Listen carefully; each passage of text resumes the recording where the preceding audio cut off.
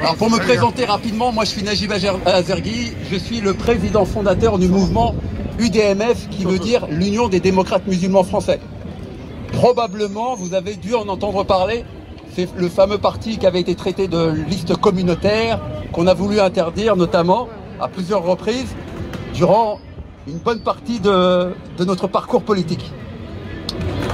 Et à ce titre-là, effectivement, je pense que chacun d'entre nous, et je parle des organisateurs qui sont aujourd'hui présents, on a tous eu un déclencheur dans ce qui nous a quelque part conforté sur le fait qu'il fallait qu'on devienne un acteur de ce qui est en train de se passer aujourd'hui. Mon déclencheur à moi, je ne vous le cache pas, il a été comme beaucoup ce fameux traumatisme de la loi de 2004. Je me rappelle, et beaucoup, je parle des anciens, vous devez vous rappeler du contexte particulier dans lequel on était à ce moment-là. Je me souviens que pareil à aujourd'hui, on avait parlé étrangement de toutes ces jeunes filles qui portaient le foulard à l'école de la République, et on disait que c'était quelque part quelque chose qui n'était pas très sain, qui n'était pas normal, qui n'était pas compatible avec la République, alors que vous le savez, on est dans un état de droit dans lequel la Constitution protège les libertés de conscience, et vous avez même l'article 14 de la Déclaration des droits de l'enfant qui stipule que ce sont les parents qui éduquent comme ils l'entendent leurs enfants. Face à ça, je me souviens très bien que sur tous les plateaux télé, on a entendu matin, midi et soir parler de ces jeunes filles qui portaient le foulard dans l'école de la République. Ça concernait, à tout casser, 500 jeunes filles dans tout le territoire national.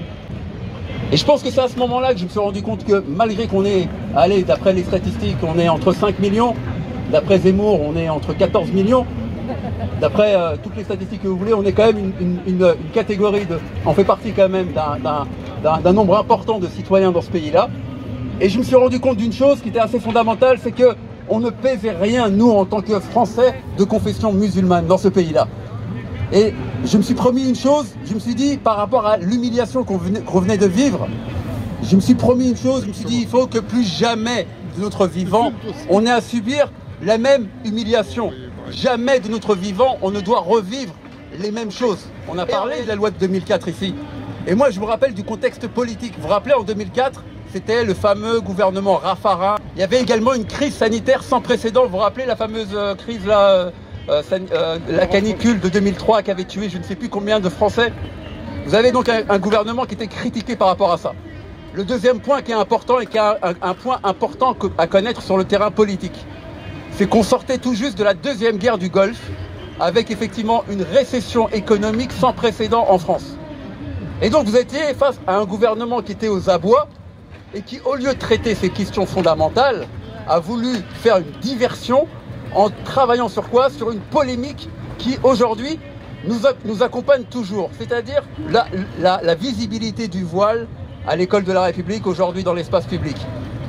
Et si on fait le parallèle avec ce qu'on est en train de vivre ces dernières années, vous avez un gouvernement qui est également aux abois. Parce que tout simplement, il y a une crise économique sans précédent. Vous avez également une crise sanitaire. Ça, j'ai pas besoin de m'étendre là-dessus, je crois que tout le monde l'a vu. Et pire que ça, vous avez également une crise sociale qu'on a encore rarement vue, d'une grande ampleur. Et comme vous l'avez constaté, comment répond l'exécutif? Il utilise le même mécanisme qu'on a déjà expérimenté en 2004 avec cette fameuse loi qu'on va célébrer demain, cette loi contre les signes dits ostentatoires à l'école de la République. Le terme, il est pas mal, il est bien choisi parce qu'il ne cible pas exclusivement la communauté musulmane. Aujourd'hui, le terme séparatisme dit islamiste a été complètement modifié. Dans le texte, ça passera et beaucoup vous diront que c'est une loi qui s'adresse en réalité à l'ensemble des Français et non pas exclusivement aux musulmans. Dans la réalité, je crois que vous êtes tous conscients que tout ça, c'est un leurre.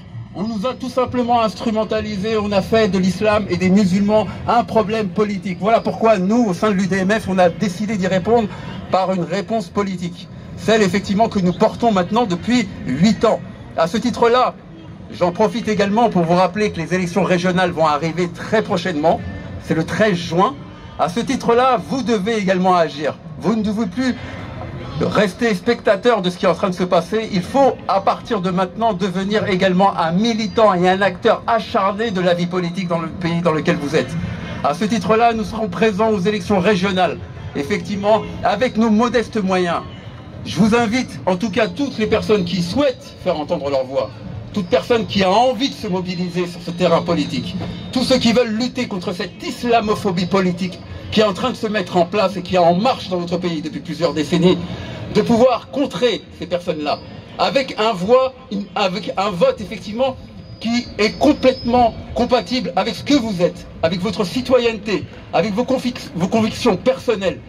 En réalité, pendant qu'on parle des musulmans, pendant qu'on est en train de légiférer sur les mamans qui portent le foulard de droite à gauche, en réalité, pendant ce temps-là, on s'attaque aux acquis sociaux des Français et de l'ensemble de la société.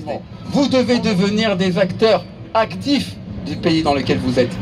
Et je vous invite en tout cas à nous rejoindre, aussi bien sur nos listes qu'aux urnes le 13 juin, pour tout simplement montrer que vous êtes aujourd'hui des personnes sur lesquelles il va falloir compter demain. Parce que si aujourd'hui l'ensemble de la classe politique française, depuis l'extrême gauche à la droite dure, essaye de dépasser Marine Le Pen par la droite, c'est parce que tout simplement ils essayent de séduire un électorat qui a aujourd'hui décidé d'aller à l'extrême droite.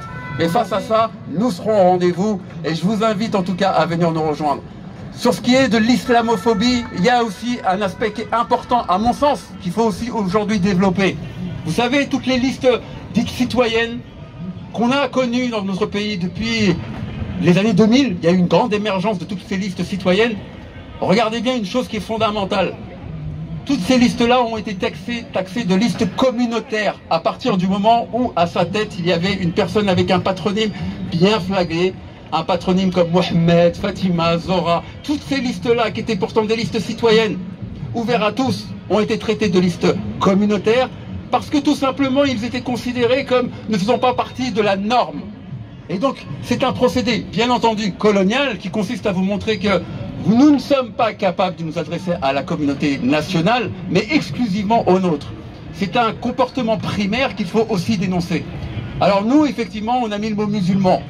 Et c'est vrai que ça peut être porté comme une polémique, comme une provocation énorme dans ce pays-là. Mais en réalité, ça a un sens qui est éminemment important à comprendre. Aujourd'hui, ce n'est pas l'Union des démocrates islamiques de France. On aurait fait effectivement le parallèle entre la religion islamique et effectivement la République. Et ce mélange-là des genres, il n'est pas forcément bon. On a mis le mot musulman parce qu'effectivement, c'est le statut du musulman dans ce pays qui pose problème. Aujourd'hui, notre combat, il est évidemment un combat pour la citoyenneté. Cette citoyenneté, elle n'est pas encore au rendez-vous.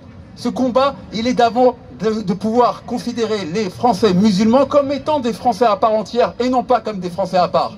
Voilà pourquoi ce mot-là, qui est aujourd'hui perçu comme une provocation énorme dans ce pays-là, il doit être déjà compris par ceux qui devraient normalement se sentir concernés par cette proposition-là. On vous a souvent montré une chose, c'est que la laïcité, elle était incompatible avec vos valeurs. Et en soi, cette idéologie-là, elle vient de l'extrême droite. L'extrême droite, elle nous dit, être musulman et républicain, c'est incompatible. Être musulman et laïque, c'est incompatible. Il faut revenir sur des fondamentaux. La laïcité est un outil pour combattre justement les inégalités et les discriminations. Il est tout à fait évident d'être croyant et d'être laïque. Il est tout à fait normal d'être républicain, d'être musulman et français. Ce n'est pas antinomique, c'est parfaitement compatible. Et donc, ce discours de vérité que j'ai aujourd'hui, que je porte à vous, eh ben, c'est une évidence dans le pays dans lequel on est. Aujourd'hui, il ne faut plus être complexé par ce que nous sommes.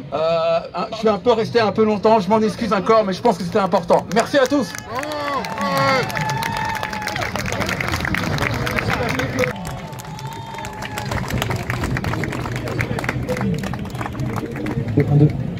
Merci Najib, donc je rappelle Najib Azergui, donc